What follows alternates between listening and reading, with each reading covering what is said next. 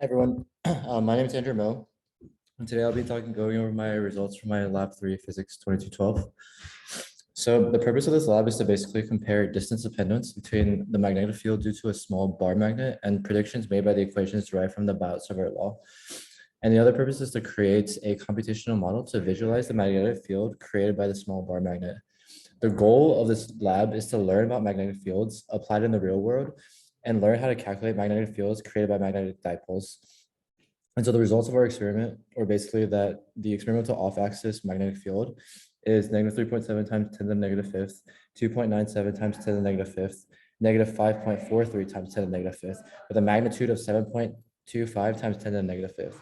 The simulated off-axis magnitude field we got was 9.23 times 10 to the negative sixth and 2.77 times 10 to the negative fifth. And so there are basically three fundamental principles that are applicable to this lab. One is the principle of magnetic field. The other is the Bout-Savart law, which in this case is the equation described in the picture above. And the other is distance dependence, where K is just like a mesh of all constants and parameters. And so there are basically four assumptions that I made in this lab. One is to assume that the bar magnet acts as a magnetic dipole. The other is to assume that no other electrical equipment interferes with the experiment. The third assumption that I made was that I assumed that no steel or iron objects are near the smartphone. And the fourth assumption that I made is that I assumed that the x-axis defined by the magnetometer app points along the width of the phone. And so there are basically two expectations that I had going to this lab. I expected that the magnetic field will decrease as the magnetometer's distance from the magnet increases as per the Bout-Savart law. And second, I expected that the simulated magnetic field will be different from the experimental magnetic field. And so for initially setting up our system, you basically had to align the phone with the Earth's magnetic north-south axis and align the meter stick along the bottom edge of the phone so that the meter stick runs exactly east-west. So I basically placed the bar magnet at one end of the meter stick with its axis pointed along the meter, and I slid the phone up and down perpendicular to the meter stick until the X component is at its maximum and the Y component is at its minimum, and marked it with the tape on the phone. And then I rotated the phone 90 degrees and slid it up and down until the absolute value of the Y component is maximum and the absolute value of the X component is at its minimum, and marked it with the tape. And so the magnetometer sensor is basically located where the two upper edges of the tape intersect. The magnetic field on axis procedure was that we basically had to move the magnetometer along the ruler and record the distances for the desired X component magnitudes of the magnetic field.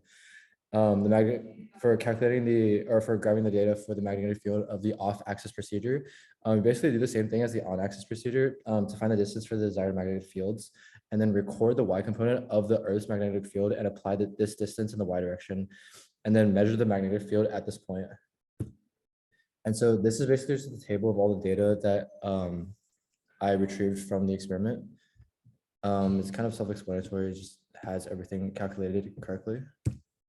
And then for the glow script code, we basically grabbed the magnitude of the magnetic moments from the data that I got from the lab and plugged it into here, and then created the functions for calculating the magnetic field. And then here, we basically had the vectors for the observation locations, 2 on axis and 4 perpendicular to the axis. And then these were to create the arrows to represent the magnetic field on axis, and then the other 4 arrows to represent the magnetic field perpendicular to the axis. And here is basically calculating or like drawing an arrow to represent the magnetic field that's 45 degrees from the axis. And in the end, this is how the glow script model ended up being. And so from the data, we basically found that the distance between the magnetometer and the magnet is inversely proportional to the magnetic field. As the magnetometer moves closer to the magnet, the measured X component of the magnetic field increases. And when the magnetometer is far away from the magnet, it measures a near zero magnetic field. And so we got that the magnetic dipole moment was 1.4852, and the experimental off-axis magnetic field is negative 3.7 times 10 to the negative fifth, 2.97 times 10 to the negative fifth, and negative 5.43 times 10 to the negative fifth, with a magnitude of 7.25 times 10 to the negative fifth. The simulated off-axis magnetic field is 9.23 times 10 to the negative sixth, and 2.77 times 10 to the negative fifth. And basically there's like a clear difference between the simulated to simulate an experimental magnetic fields, and it basically validates my expectations described earlier. And there's basically a few sources of error that could have potentially arisen from this experiment.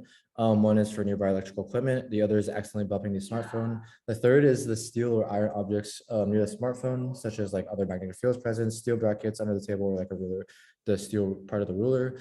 And there could be like potential measurement errors, for example, like reader recording the data. And so these are some of the lab questions that we had. So the magnetic field would be different because our measurements would not compensate for the presence of the Earth's magnetic field. The Earth's magnetic field would now contribute towards the magnetic field measurements. And for the last question, theoretically, the magnetic field of the magnitude of the magnetic field would approximately double due to the superposition of the magnetic fields due to the two magnets. Yeah.